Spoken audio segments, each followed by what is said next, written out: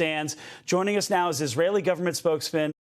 For the latest on where this deal stands, joining us now is Israeli government spokesman Avi Hymsn. Avi, what can you tell me about the time frame, where we are, when this hostage deal could be completed, if it is?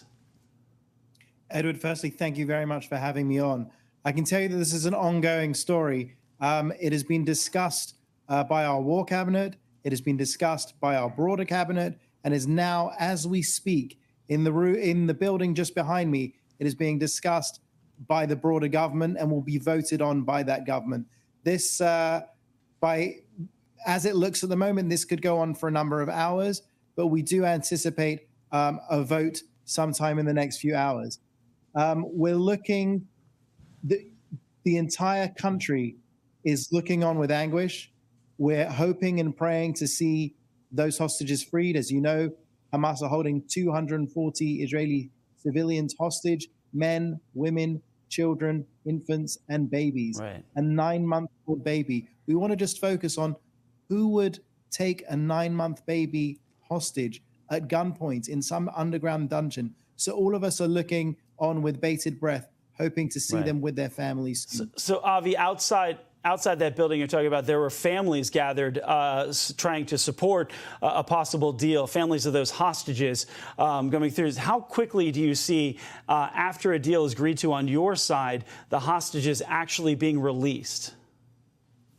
Well, the process from a constitutional standpoint in Israel is that if, and I'm not saying that it will, but if the agreement, as reported, would involve the release of Hamas terrorists, Hamas prisoners, then the families of those people affected by those terrorists would have the ability to appeal that decision for those specific prisoners with the Supreme Court. So that's a 24-hour window. After that 24-hour window, from our perspective, we could then, please God, see the release of those civilians back to their families in Israel. And what's your level of concern? Emotions. Yeah, what's the level of concern in Israel that a prisoner released from Israel would be someone who organizes that next attack by Hamas onto Israel? What's the concern with that?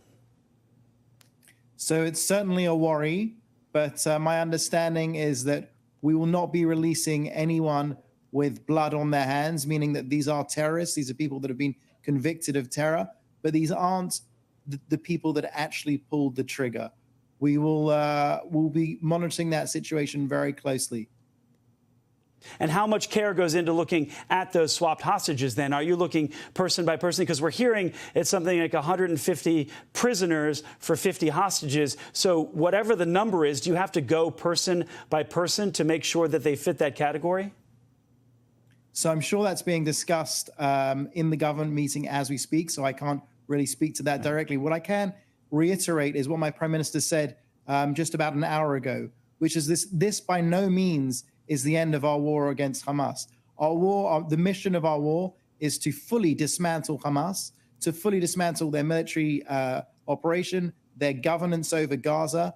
They've led Gaza through a tyrannical regime for the last 16 years. We will bring that down and ensure that never again will Jewish children have to cower in closets. Never again will Jewish mothers have to jump on their children to cover them as incoming missiles come in. And never again will we allow those barbarians to come through our borders and behead our children.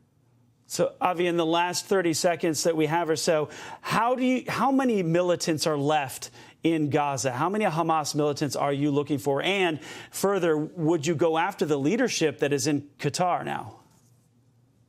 So the Prime Minister has said that any Hamas operative is a dead man walking. We have got to this stage with the prisoner release being discussed because of the pressure that we've put on Hamas. We're hitting some of their key bases, the Jabalia neighborhood, the Zaytun neighborhood. I think that's what got us to where we are today. And the Prime Minister has said we will continue with our mission to both free all of the 248 hostages and fully dismantle and destroy Hamas. Avi Hymsn, thank you for your time. Let's hope there is a breakthrough